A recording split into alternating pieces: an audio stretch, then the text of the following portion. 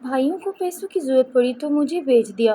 میں منت کرتی رہی، بھائی ایسا نہیں کرو۔ بولا صبح ہوتے ہی تجھے رخصت کر دوں گا۔ میں ساری رات میں روتی رہی، مگر صبح ہوئی تو بھائی مردہ حالت میں بستر پر پڑا تھا۔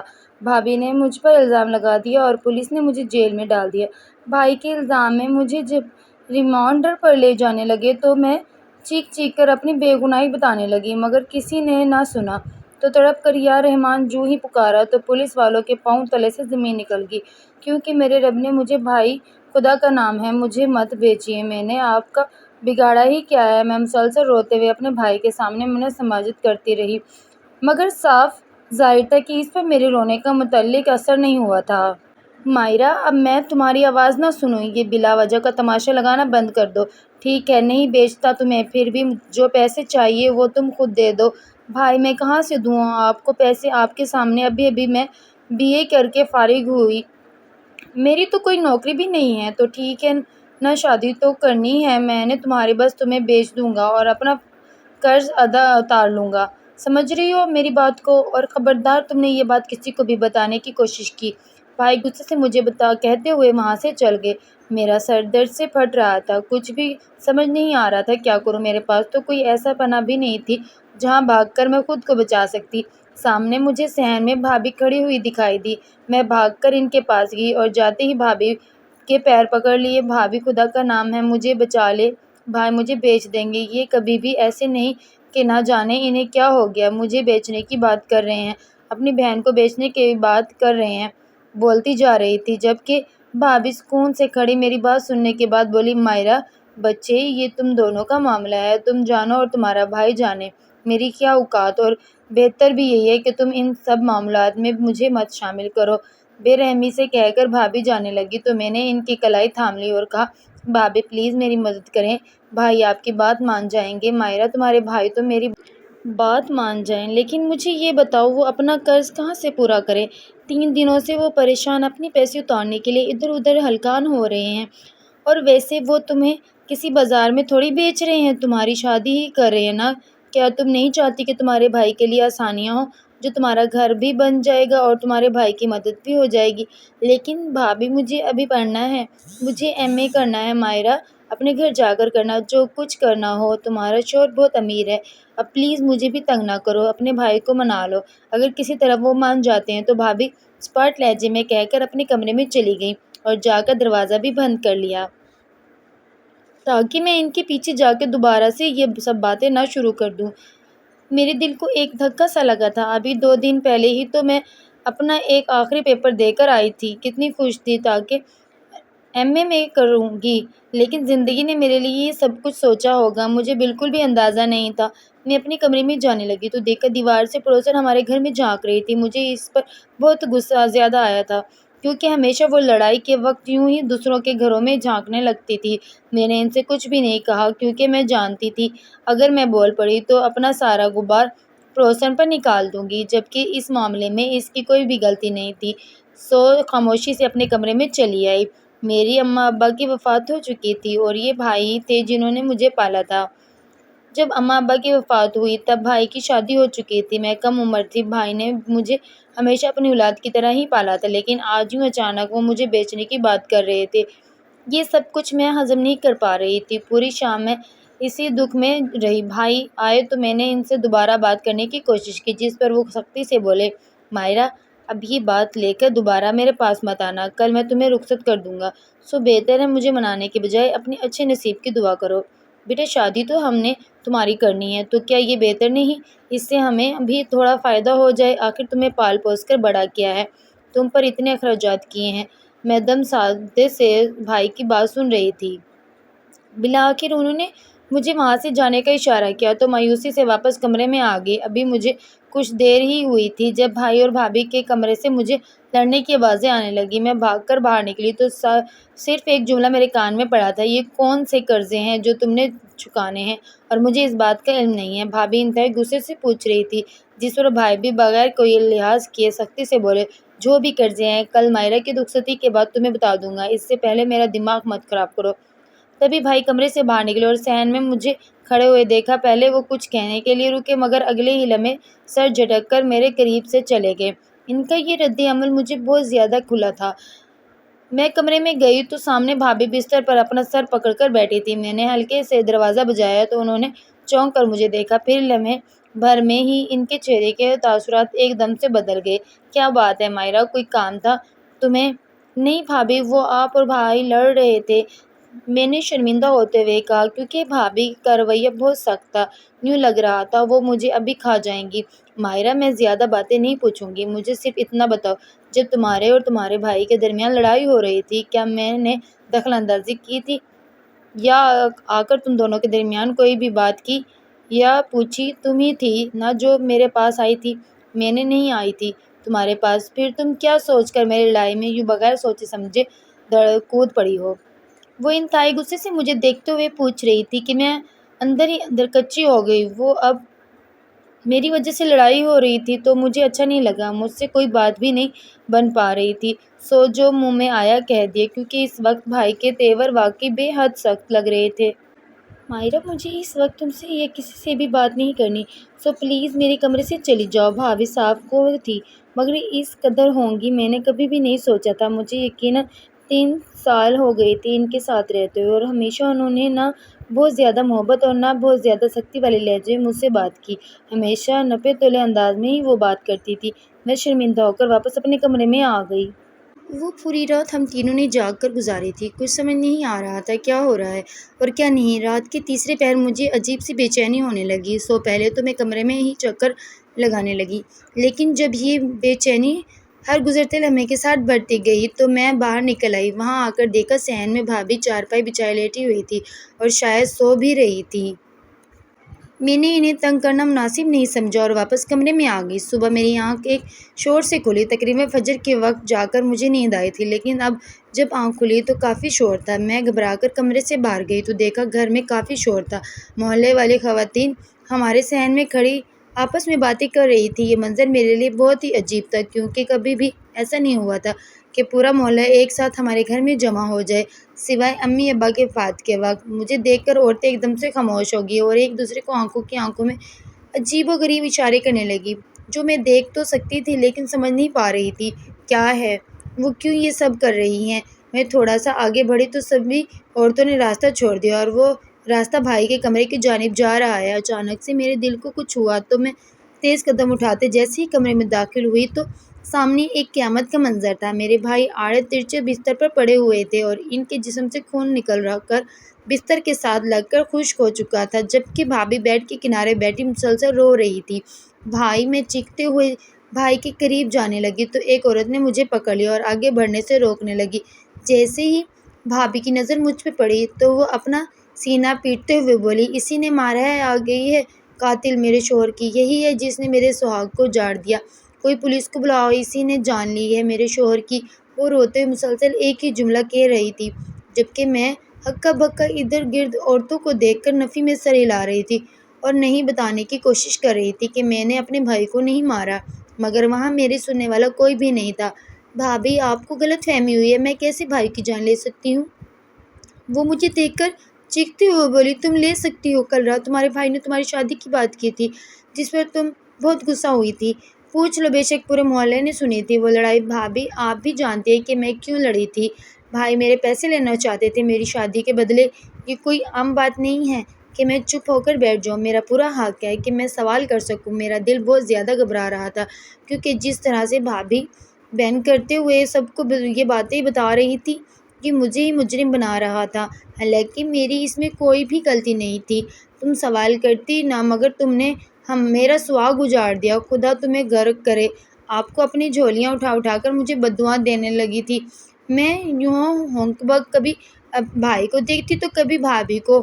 مجھے سمجھ ہی نہیں آ رہا تھا کہ اس وقت میں کون سا غم مناؤں، اپنے بھائی کی موت کا یا پھر اس موت کا انسان خود پر لگنے کا۔ میں تو دونوں صورتوں میں ہی بات ہو چکی تھی۔ کچھ نہ سوچا تو میں بھابھی کے عین برابر بیٹھ گئی اور روتے ہوئے کہا، بھابھی آپ بھی مجھ پر الزام لگا رہی ہیں۔ ابھی میں اپنا جملہ مکمل بھی نہیں کر سکی جب بھابھی نے ایک زوردار تھپڑ میرے منہ پر لگا دیا اور اسی وقت چیخ کر بولی، پولیس کو بلاؤ، اس عورت کو نہیں بخشوں گی جس نے میرا گھر اجاڑ دیا۔ میں مارے حیرت کے انہیں ابھی دیکھ ہی رہی تھی جب باہر مجھے پولیس کی گاڑی کا سائرن سنائی دیا۔ ان کے کہنے سے پہلے ہی کسی نے پولیس کو فون کر دیا تھا۔ یہ سائرن سن کر میرے ہاتھ پاؤں کانپنے لگے۔ مجھے کچھ بھی سمجھ نہیں آ رہا تھا کیا کروں اور کہاں جاؤں۔ وہاں تو چھپنے کی بھی کوئی جگہ نہیں تھی اور میں یہ بات بھی جانتی تھی کہ سبھی مجھ پر الزام لگائیں گے اور اس الزام کو سچا کرنے کے لیے ہر طرح کی کوشش بھی کریں گے۔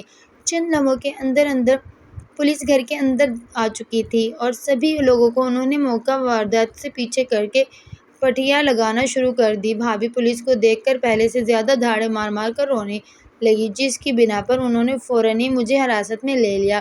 میں چیخ چیخ کر انہیں اپنی بے گناہی کا بتا رہی تھی، جس پر لیڈی کانسٹیبل سختی سے بولی، دیکھو بی بی، تم یہاں پر جو بھی بات کرو گی وہ تمہارے خلاف کورٹ میں استعمال ہو سکتی ہے، سو بہتر تمہارے لیے یہی ہے کہ خاموش رہو اور اپنا وکیل ڈھونڈ کر اس کے ذریعے ہم سے بات کرو۔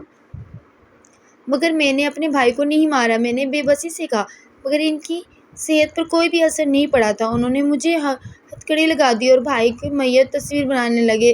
بھابھی بھی تو مار سکتی ہے، بھائی کو ان پر بھی تو شک کیا جانا چاہیے۔ جب مجھے اپنے بچاؤ کا کوئی حل سجھائی نہ دیا تو میں نے بھابھی کا نام بھی لے لیا۔ بی بی، ہم نے تمہارے حکم پر کارروائی نہیں کرنی ہے، سمجھ رہی ہو؟ تمہیں یہ بات خاموش رہو، جیسے ہم نے حراست میں لینا ہوگا ہم لے لیں گے، ہمیں تمہاری ضرورت نہیں ہے۔ مجبوراً مجھے خاموش ہونا پڑا اور کچھ ہی دیر بعد گاڑی میں بٹھا کر مجھے تھانے لے آئے۔ وہاں آ کر بھی میں ایک ہی بات کر رہی تھی کہ میں نے بھائی کو نہیں مارا۔ میں قسم کھا کر کہتی ہوں کہ اس بات میں میرا ہاتھ نہیں ہے، مگر انہیں میرے کسی بھی جملے سے کوئی فرق نہیں پڑا تھا، سو انہوں نے مجھے ایک سیل میں بند کر دیا۔ وہاں 3 خواتین اور موجود تھیں اور میرے اندر جاتے ہی لپک کر میرے قریب آئی اور پوچھا، کیا گناہ کر کے آئی ہے؟ تو میں روتے ہوئے بولی، میرے بھائی کی موت کا الزام لگا رہے ہیں مجھ پر۔ چل، کچھ نہیں ہوتا ہے۔ ایک عورت نے میرے کندھے پہ ہاتھ رکھ کر مجھے تسلی دینا چاہی تو میں بکلا کر بولی، کیوں کچھ نہیں ہوتا؟ میں نے اپنے بھائی کو نہیں مارا ہے۔ اس بات پر دوسری عورت مسکراتے ہوئے بولی، مارا ہے یا نہیں مارا، اب یہ لوگ تجھے ایسے تو نہیں جانے دیں گے، نہیں بھی مارا تو وہ تیرے پیٹتے ہی پڑے گا۔ میں خاموش ہو گئی تو تیسری عورت نرمی سے بولی، کیا تجھے کسی پر شک ہے یا تو اصل مجرم کو جانتی ہے؟ اس وقت میرا دماغ پھٹ رہا تھا، میں نے اس کی بات کا کوئی جواب نہیں دیا اور ایک طرف ہو کر دیوار سے سر ٹکرا کر بیٹھ گئی۔ ان تینوں عورتوں نے بھی مجھے مزید تنگ کرنا مناسب نہیں سمجھا اور خاموشی سے ایک طرف لگ کر اپنے کام میں مگن ہو گئی۔ میں جیسے ہی الگ ہو کر بیٹھی تو بھائی کا دکھ ایک دم سے مجھ پر حاوی ہونے لگا۔ پہلے آنسو نکلے اور اس کے بعد میری چیخیں۔ میں ایک جانب لگی بہن کرتے ہوئے رو رہی تھی۔ میرا بھائی مر گیا تھا اور اس بات کا احساس مجھے بھائی کی میت کو دیکھ کر نہیں، یہاں اس کو ٹری میں بیٹھ کر ہو رہا ہے۔ اور اس وقت تو یہی بات دماغ میں چکرا رہی تھی کہ میں نے بھائی کو نہیں مارا ہے۔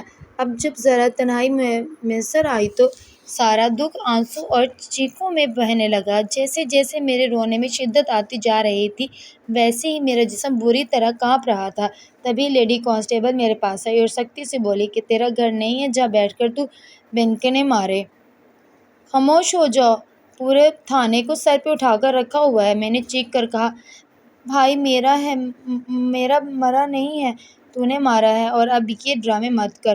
وہ بے رحمی سے بول کر واپس چلی گئی، جبکہ میرا دل شدید جذبات سے پھٹ رہا تھا اور رونے کی شدت میں بھی پہلے سے زیادہ اضافہ ہو چکا تھا۔ میں نے اپنے دوپٹے کا پلو لے کر منہ میں دیا اور چیخیں مار کر رونے لگی، جس سے آواز باہر تک نہیں جا رہی تھی۔ کافی دیر یوں ہی رونے کے بعد میں نڈھال ہو کر ایک طرف بیٹھ گئی۔ ایک دن گزرا، پھر دوسرا اور پھر تیسرا۔ جب میرا پتہ لینے کوئی بھی پیچھے نہ آیا، مجھے یوں لگ رہا تھا نہ جانے کتنی صدیوں سے میں اس کوٹری میں بند ہوں۔ میرا بھائی قبر میں بھی جا چکا تھا اور اس کے علاوہ میرا اس پوری دنیا میں کوئی نہیں تھا، پھر کون آتا میرا حال لینے؟ تیسرے دن شام کے وقت مجھے لیڈی کانسٹیبل اپنے ساتھ لے گئی اور تمہاری ملاقات آئی ہے۔ میں خاموشی سے اس کے ساتھ گئی تو دیکھا آگے بھابھی سیاہ چادر میں لپٹی ہوئی بیٹھی تھی۔ انہیں دیکھ کر میں جلدی سے بولی، بھابھی کیا آپ کو یقین آ گیا میں نے بھائی کی جان نہیں لی؟ میں قسم کھا کر کہتی ہوں میں نے ایسا کچھ بھی نہیں کیا۔ کیا ماہرہ، میں کیسے یقین کر لوں؟ تم سے ہی تمہارے بھائی کی لڑائی ہوئی تھی اور اگلے دن انہوں نے تمہاری رخصتی کرنی تھی، لیکن تبھی وہ جان سے ہاتھ دھو بیٹھے۔ میں ان کی بات سن کر چپ کر گئی، کیونکہ جانتی تھی جتنا بھی انہیں منانے کی کوشش کر لیتی وہ کبھی بھی میری بات نہ سمجھتی۔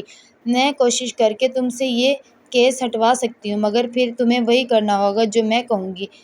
پر وہ کیا ہوگا؟ میں نے بغیر کسی جوش کے پوچھا، کیونکہ اب میری ساری دنیا سے امیدیں ٹوٹ چکی تھی۔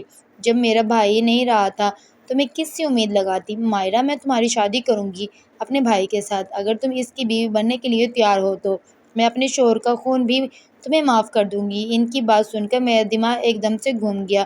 وہ کیا کیا کہہ رہی تھی؟ ان کا بھائی یعنی وہ پیدائشی معذور انسان جس کے منہ سے ہر وقت رالیں ٹپکتی رہتی ہیں اور وہ خود سے واش روم جانے کے بھی قابل نہیں ہے، کیا وہ اس سے میری شادی کرنا چاہتی ہے؟ یہ بات سوچ کر میرا دماغ پھٹنے والا ہو گیا۔ بھابھی، آپ نے یہ سوچا بھی تو کیسے سوچا؟ میں ایسا ہرگز نہیں کروں گی۔ جب میں نے اپنے بھائی کو مارا ہی نہیں ہے تو کیوں بلا وجہ کیا سزا کاٹوں؟ وہ کندھے اچکا کر بولی، دیکھ لو مائرہ، میں تو تمہاری بھلائی ہی چاہ رہی تھی۔ میں مولوی صاحب سے تمہارے نکاح پیچھتی تاریخوں میں درج کروا کر کورٹ میں یہ ثابت کر دوں گی کہ تم بھی ذہنی طور پر ٹھیک نہیں ہو۔ اس طرح بڑی آسانی کے ساتھ تم بچ جاؤ گی۔ اگر تمہارا نکاح کسی عام انسان کے ساتھ ہوتے تو وہ یہ بات ہی کبھی بھی قبول نہیں کرے گا، اور اگر یہی نکاح میں اپنی معذور بھائی کے ساتھ کر دوں گی تو سبھی تمہیں پاگل سمجھنے میں ایک لمحہ بھی نہیں لگائیں گے، اور اس طرح تم اپنے بھائی کے کیس سے بڑی آسانی کے ساتھ نکل آؤ گی۔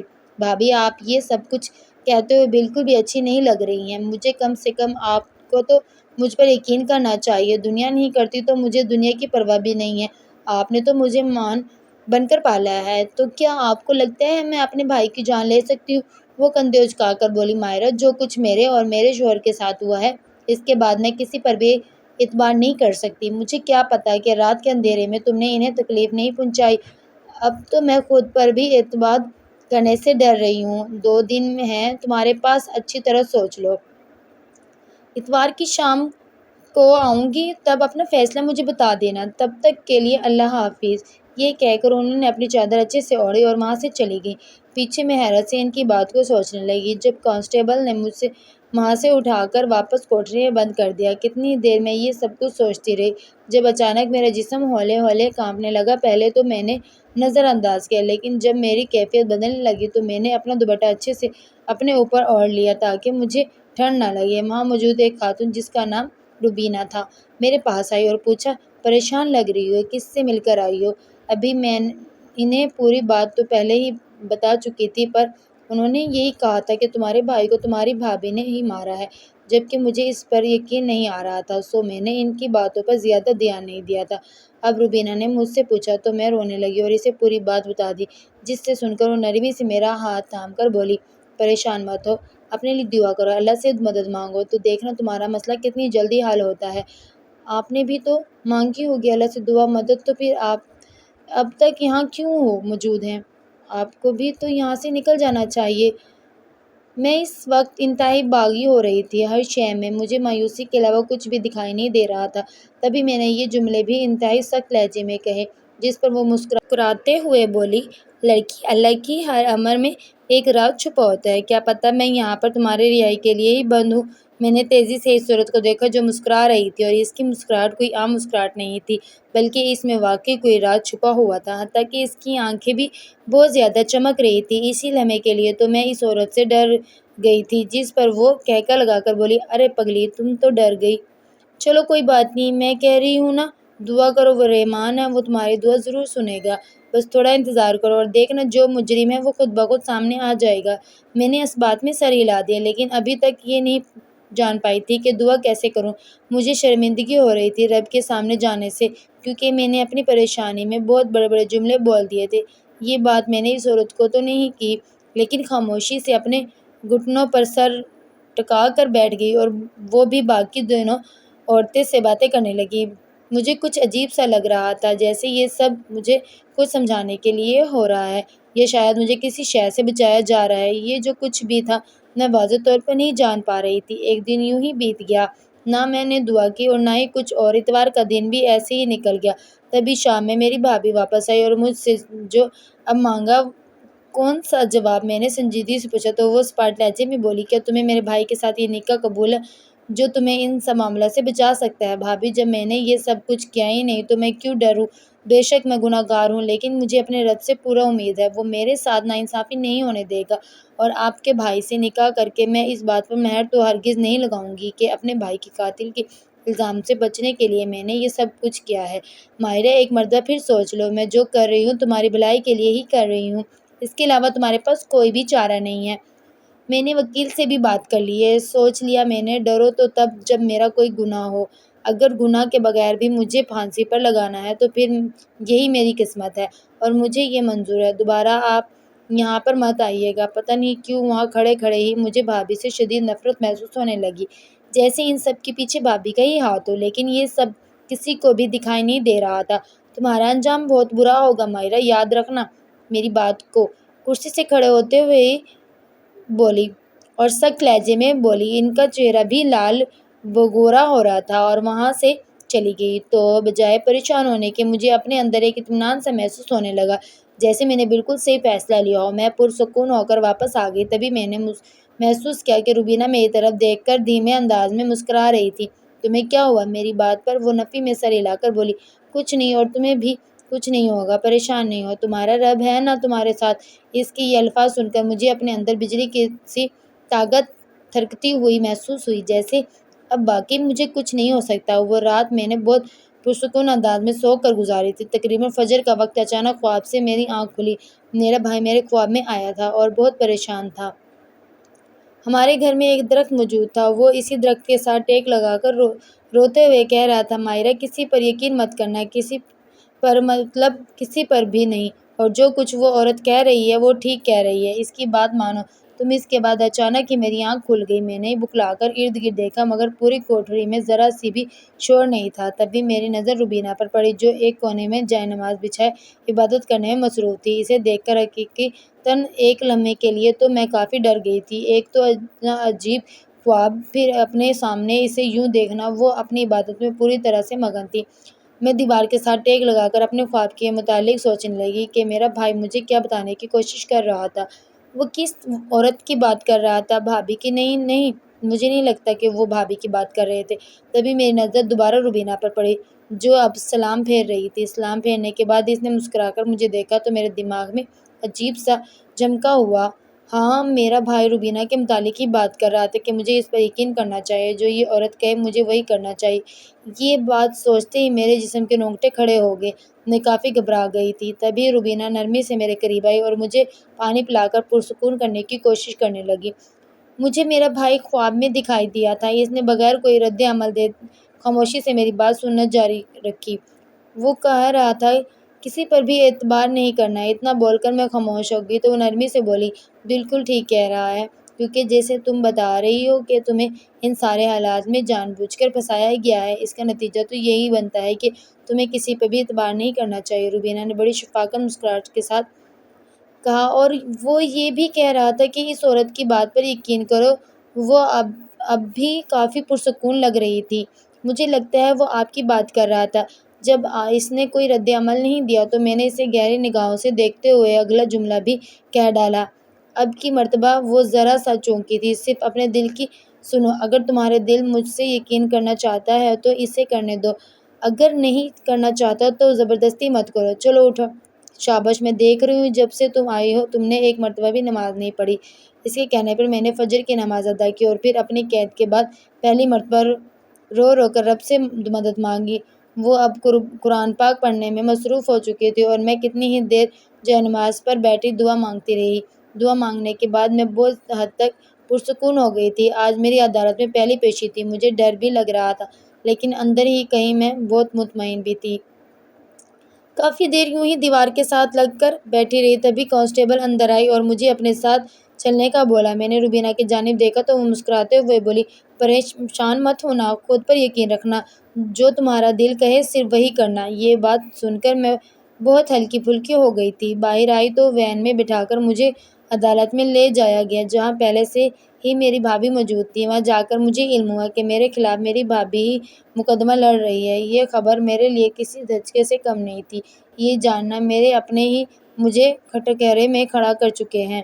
اسی دن کورٹ میں پولیس نے میرا ریمانڈر مانگا، جس کی مجھے بالکل بھی امید نہیں تھی۔ یہ بات سن کر میرا پورا جسم بری طرح سے کانپنے لگا۔ میں مسلسل رب سے یہی دعا کر رہی تھی کہ ایسا کچھ بھی نہ ہو، لیکن مخالف سمت میں پوری کوشش کی جا رہی تھی کہ کسی طرح میرا ریمانڈ حاصل کر لیا جائے۔ میں نے بے اختیار آنکھوں سے آنسو لیے چھت کی جانب دیکھ کر اللہ کو پکارا اور کہا، اے رحمان، تو ہی ہے جو مجھے اس سارے مسئلے سے نکال سکتا ہے، کیونکہ صرف تو ہی وہ واحد گواہ ہے جو جانتا ہے میں نے یہ سب نہیں کیا۔ یہ جملہ کہہ کر میں اس پر سکرین ہو گئی۔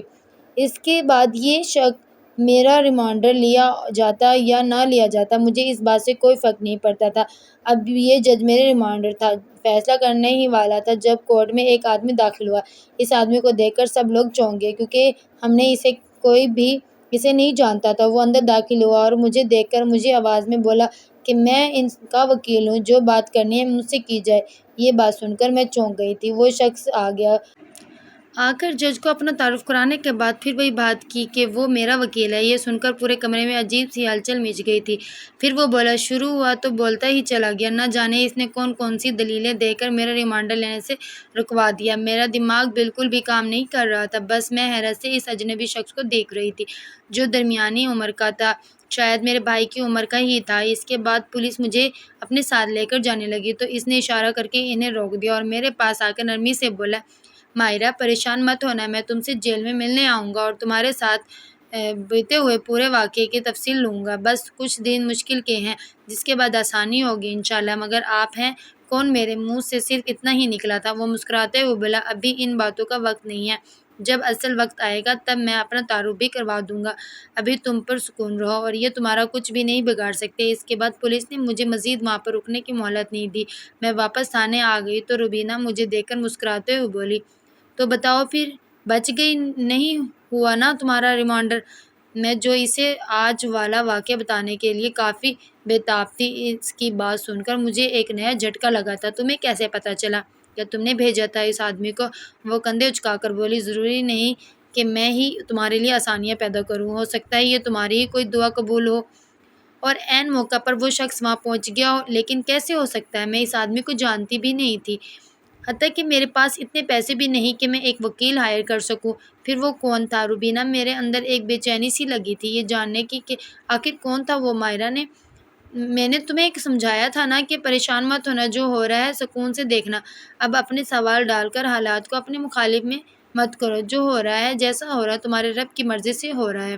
سن رہی ہو میری بات؟ میں خاموشی سے اس کی بات سننے کے بعد بولی، تم مجھے عام انسان نہیں لگتی۔ اس پر وہ کھلکھلا کر مسکرائی اور بولی، عام تو تم نہیں ہو، تبھی تو ہماری ڈیوٹیاں یہاں پر لگی ہوئی ہیں۔ کیا مطلب؟ میں نے نہ سمجھی سے پوچھا تو وہ مسکراتے ہوئے بولی، تم ابھی نہیں سمجھو گی اور بہتر ہے اس جانب اپنا دھیان نہ لگا، صرف اپنے رب سے دعا کر۔ اس وقت مجھے روبینہ سے بہت زیادہ خوف محسوس ہوا، پتہ نہیں کیوں، مگر وہ مجھے کوئی عام انسان نہیں لگ رہی تھی، جیسے وہ ہر بات سے، ہر راز سے واقف ہو۔ وہ مڑنے لگی تو میں جلدی سے بول اٹھی، تم جانتی ہو نا اپنے بھائی کو میں نے نہیں مارا۔ اس بات پر روبینہ نے پلٹ کر مجھے دیکھا اور نرمی سے بولی، جب تم یہ بات کہہ رہی ہو تو مجھے تمہاری بات کا یقین ہے۔ نہیں، میری بات کا یقین نہیں کرو، تمہیں علم ہے نا، تم دیکھ سکتی ہو، بتاؤ جانتی ہو نا میں نے تم نہیں مارا۔ اس بات پر وہ مہم سا مسکرا کر واپس پلٹ گئی، جبکہ میرے جسم کے سارے بال کھڑے ہو چکے تھے۔ یعنی وہ واقعی میں کوئی عام انسان نہیں تھی، میں اپنی شش و پنج میں ہی مبتلا تھی۔ جب کانسٹیبل مجھے اپنے ساتھ ملاقات کمرے میں لے گئی، مجھے امید تھی کہ بھابھی مجھ سے ملنے آئی ہوں گی، لیکن ان کے بجائے وہی وکیل تھا جس نے آج مجھے ریمانڈ سے بچایا تھا۔ آپ غیر متوقع طور پہ اس کے سامنے دیکھ کر میں صرف اتنا ہی کہہ سکی، جی میں کیوں، آپ کو یقین نہیں تھا میں آؤں گا؟ نہیں، ایسی بات نہیں ہے۔ اتنا بول کر میں خاموش ہو گئی تو نرمی سے بولا، چلیں اب آپ مجھے پورا واقعہ بتائیں، اس رات کیا ہوا تھا، تاکہ میں اپنا کیس اچھی طرح تیار کر سکوں۔ میں نے اس رات ہونے والے پورے واقعے کو ذکر وکیل سے کر دیا، جیسے سننے کے بعد وہ اپنے اسی نرم لہجے میں بولا، کیا آپ کو اپنے بھائی پر یقین نہیں تھا کہ وہ آپ کے لیے اچھا فیصلہ نہیں کر سکتے؟ اس بات پر میں چونک گئی۔ کہنا کیا چاہتے ہیں آپ یہی؟ کیا آپ کو لگ رہا تھا وہ واقعی میں آپ کو بیچ دیں گے؟ ہاں، ایسی ہی بات تھی۔ اس وقت بھائی بہت زیادہ غصے میں تھے، میری ایک بات بھی نہیں سن رہے تھے۔ کیا وہ آپ سے غصے میں تھے؟ کیا آپ نے کچھ ایسا کیا تھا جس سے انہیں غصہ آ گیا؟ میں نے نفی میں سر ہلا کر کہا، نہیں، میں نے کچھ بھی نہیں کہا تھا۔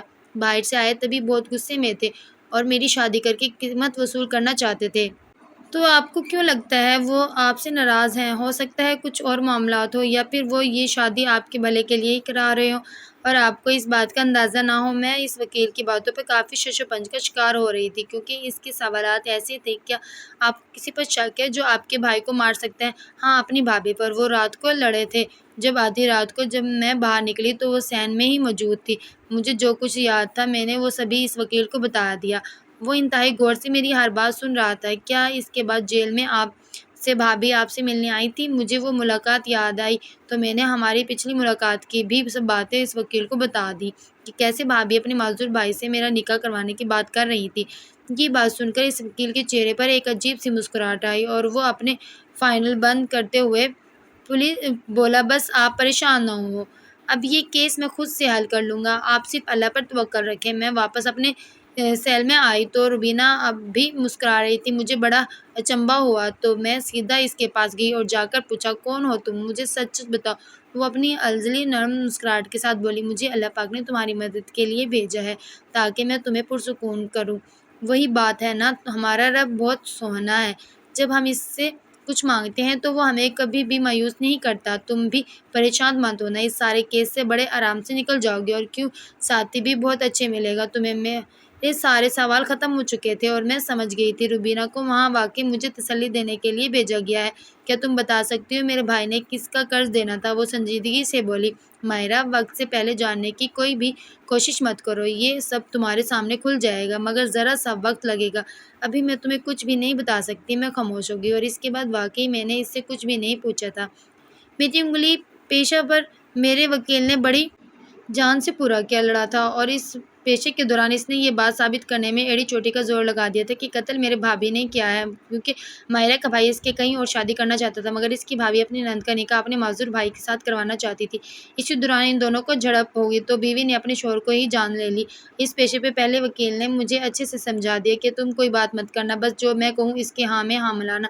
میں نے بھابھی کو دیکھا تو اس کے چہرے کی رنگت ایک دم سے فک ہو چکی تھی۔ پتہ نہیں کیسی کیسی دلیلیں دے کر 3 پیشوں میں ہی نہ صرف میرا کیس ختم ہو گیا بلکہ وہ کیس ہم جیت بھی چکے تھے۔ وہ میرے وکیل نے یہ بات بھی ثابت کر دی تھی کہ وہ واقعی بھی میرے بھائی کو ان کی بیوی نے ہی مارا تھا۔ میں رہ گئی ہوں گی تو میں اس کے وکیل کا شکریہ ادا کرنے اس کے دفتر گئی، ساتھ اس کی فیس بھی پوچھنے، تو وہ مسکراتے ہوئے بولا، بس فیس یہی ہے، آپ مجھ سے شادی کر لیں۔ یہ بات میرے لیے کافی حیران کن تھی۔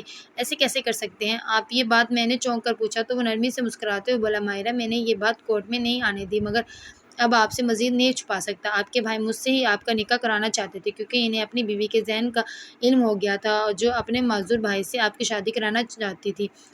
وہ بہت غصے میں میرے پاس آیا تو میں نے حامی بھر لی۔ بہت اچھا دوست تھا وہ میرا۔ گھر جا کر اس نے یہ سب ڈرامہ کیا تاکہ اس کی بیوی اس پر پریشر نہ ڈال سکے اور پیسوں کی بات سن کر مان جائے گی، مگر اس نے پھر سے کھیل کھیلا، اپنے شوہر کو ہی قتل کر کے الزام تم پر ڈال دیا تاکہ تم ڈر جاؤ اور اس کے بھائی سے شادی کرو۔ خیر، یہ سارے حالات تمہارے سامنے ہیں، اب بتاؤ کیا تم مجھ سے شادی کرو گی؟